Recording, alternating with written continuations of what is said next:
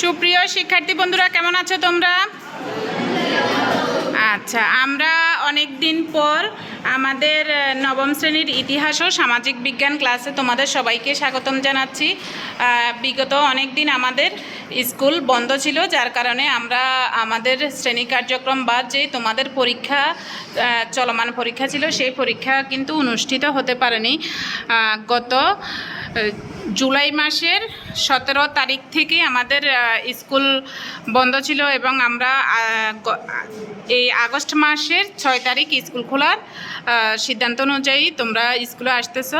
তো আজকে এই তোমাদের ইতিহাস এবং সামাজিক বিজ্ঞান ক্লাসে তোমাদের সবাইকে আবারও স্বাগতম জানাচ্ছি এবং সবার অবশ্যই সবাই ভালো আছো এবং সুস্থ আছো। সবাই বই নিয়ে এসেছো? আচ্ছা, এবং আজকে আমরা আমাদের ইতিহাস এবং সামাজিক বিজ্ঞানের পরীক্ষা তো তোমাদের হয়ে গেছে এই বিষয়ের, কেমন? তো পরীক্ষা হয়ে যাওয়ার পর আমাদের পরবর্তীতে অবশ্যই ওই অনুযায়ী পরের অধ্যায়গুলো আমরা পড়ব। সেই ক্ষেত্রে আমাদের যে বৈশ্বিক প্রেক্ষাপট এবং রাজনৈতিক ইতিহাসের সন্ধানে এই অধ্যায়টা আমরা পড়তেছি এবং এই অধ্যায়ের আমরা পড়তেছি যে উপনিবেশিকবাদ, বিশ্বযুদ্ধ এবং মানুষের মুক্তির লড়াই, এই পাঠটা আমরা পড়ব। এবং এখানে উপনিবেশিকবাদ, উপনিবেশবাদ বলতে যেই কি বোঝানো হচ্ছে, একটি দেশ কর্তৃক আরেকটি দেশের উপর যেই কি রাজনৈতিক নিয়ন্ত্রণটাকে বোঝায় এবং এই ধরনের নিয়ন্ত্রণ করা হয় যেই সবল রাষ্ট্রগুলো সেগুলো কি দুর্বল রাষ্ট্রের উপর তাদের আধিপত্য বিস্তার করে। এবং সেইভাবেই আমরা আজকে আমাদের এই পাঠটা পড়ব। তাহলে অবশ্যই বুঝতে পারতেছ যে উপনিবেশিকবাদ বা উপনিবেশবাদ হচ্ছে কি একটা সবল রাষ্ট্র অর্থাৎ উন্নত রাষ্ট্র আর একটা কি অনুন্নত উন্নয়নশীল দেশের উপর কি প্রভাব বিস্তার করে। এটা রাজনৈতিকভাবেও হতে পারে, অর্থনৈতিকভাবেও হতে পারে। তো এখানে দেখো, আর বিশ্বযুদ্ধ কি বিশ্বের বিভিন্ন দেশের মধ্যে যখন যুদ্ধ সংগঠিত হয় তখন সেটাকেই আমরা বিশ্বযুদ্ধ বলে থাকি। এবং বিশ্বযুদ্ধ আমরা কি প্রথম বিশ্বযুদ্ধ এবং দ্বিতীয় বিশ্বযুদ্ধের কথা আমরা যে আগের পাঠগুলোতে সেটা আমরা পড়েছি এবং জানতে পেরেছি। এবং মানুষের মুক্তির লড়াই, সেই পাঠটা আমরা আজকে পড়ব। দেখো, জাতিরাষ্ট্রের উদ্ভব, ফরাসি বিপ্লব, রেনেসাঁ প্রভৃতি ঘটনার মধ্য দিয়ে ইউরোপের রাজনৈতিক সংস্কৃতিতে নতুন ধারার সূচনা হলেও এশিয়া, আফ্রিকা ও আমেরিকার অনেকগুলো দেশে সেই আলো তো পৌঁছায়নি, বরং ইউরোপীয় রাষ্ট্রগুলোর কলোনি হিসাবে নির্দয়ভাবে শাসন ও শোষণের শিকার হচ্ছিল, বিশেষ করে আফ্রিকা এবং এশিয়ায়। এই দখলদারিত্বের পরিণতি ছিল ইউরোপীয় সাম্রাজ্যবাদী শক্তিগুলোর মধ্যে প্রথম বিশ্বযুদ্ধের লাভ ক্ষতি, ক্ষয়ক্ষতি, জয় পরাজয়কে কেন্দ্র করে ইউরোপের রাজনীতিতে পারস্পরিক সন্দেহ, অবিশ্বাস দানা বেঁধে উঠেছিল। পরবর্তী সময়ে অর্থাৎ 20 শতকের প্রথমার্ধে ইউরোপে বিভিন্ন রকমের রাজনৈতিক মতবাদ গড়ে ওঠে এবং বিভিন্ন দেশের রাজনৈতিক ব্যবস্থা হিসেবে প্রতিষ্ঠিত হয়।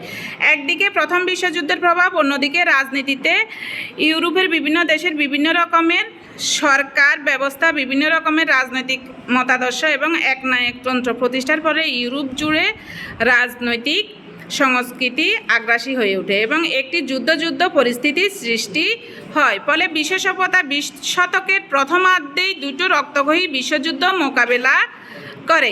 এই সময় নিজেদের প্রয়োজন বা দাস ব্যবসার অংশ হিসেবে উপনিবেশবাদ থেকে সাম্রাজ্যবাদী দেশগুলোতে অভিবাসন ঘটে, তবে রাজনৈতিক সংস্কৃতিতে তাদের নিজস্বতা বজায় থাকে। সাধারণ অব্দ 1939 থেকে 1945 পর্যন্ত সময়ে দ্বিতীয় বিশ্বযুদ্ধ